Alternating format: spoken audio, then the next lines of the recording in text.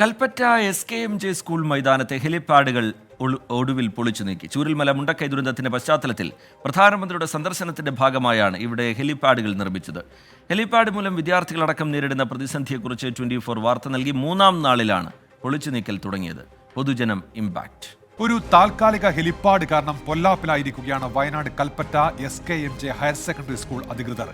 മുണ്ടക്കൈ ചൂരൽമല ദുരന്തത്തിന് പിന്നാലെ പ്രധാനമന്ത്രിക്ക് ഇറങ്ങാനാണ് ഇവിടത്തെ ഗ്രൗണ്ടിൽ ഹെലിപ്പാഡ് നിർമ്മിച്ചത്.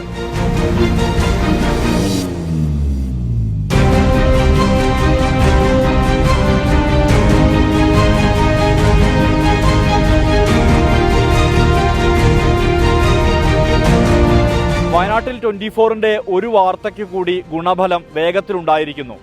SKMJ സ്കൂളിലെ ഹെലിപാഡ് പൊളിച്ചു മാറ്റാനുള്ള നടപടി തുടങ്ങി. ഇനി സുഗമമായ രീതിയിൽ തന്നെ ഈ സ്കൂളിലെ വിദ്യാർത്ഥികൾക്കും ഈ നാട്ടുകാർക്കും ഗ്രൗണ്ട് പ്രയോജനപ്പെടുത്താൻ കഴിയും. ഈ ഗ്രൗണ്ടിനെ ആശ്രയിക്കുന്നത് സ്കൂൾ വിദ്യാർത്ഥികൾ മാത്രമല്ല, ഈ നാട്ടുകാർ കൂടിയാണ്. കായിക പരിശീലനത്തിനും പ്രഭാത സായാഹ്ന നടത്തത്തിനും ഉൾപ്പെടെ ഈ ഗ്രൗണ്ട് പ്രയോജനപ്പെടുത്താറുണ്ട്. മുണ്ടക്കൈ ചൂരൽമല ദുരന്തമുണ്ടായപ്പോൾ പ്രധാനമന്ത്രിക്കും കേന്ദ്ര ഉദ്യോഗസ്ഥർക്കും എത്താൻ വേണ്ടിയാണ് 25 ലക്ഷം രൂപ ചിലവഴിച്ച് 2 താൽക്കാലിക ഹെലിപ്പാഡുകൾ നിർമ്മിച്ചത്. എന്നാൽ മാസങ്ങളായിട്ടും ഇത് പൊളിച്ചു നീക്കിയില്ല.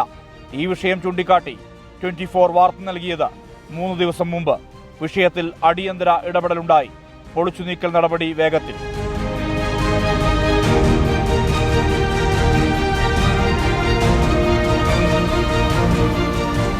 SKMJ ഹയർ സെക്കൻഡറി സ്കൂളിൽ കഴിഞ്ഞ 5-6 മാസമായിട്ട് ഉണ്ടായിരുന്ന ഹെലിപ്പാഡ് 24 ചാനലിൻ്റെ അടക്കമുള്ള ഇടപെടലിനെ തുടർന്ന് ഇന്നു മുതൽ അത് പൊളിക്കാൻ തുടങ്ങിയിട്ടുണ്ട്.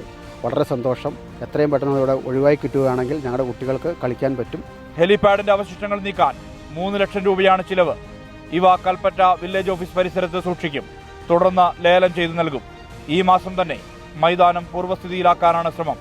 മനു ദാമോദരനൊപ്പം സുർജിത് അയ്യപ്പത്ത്, 24 വയനാട്. പൊതുജനം കഴുതയല്ല സാർ. 24 വാർത്തയ്ക്ക് പിന്നാലെ ഒരു ഇടപെടൽ ഉണ്ടായിരിക്കുന്നു എന്നുള്ളത് ഞങ്ങളെ സംബന്ധിച്ചിടത്തോളം സന്തോഷകരമാണ്.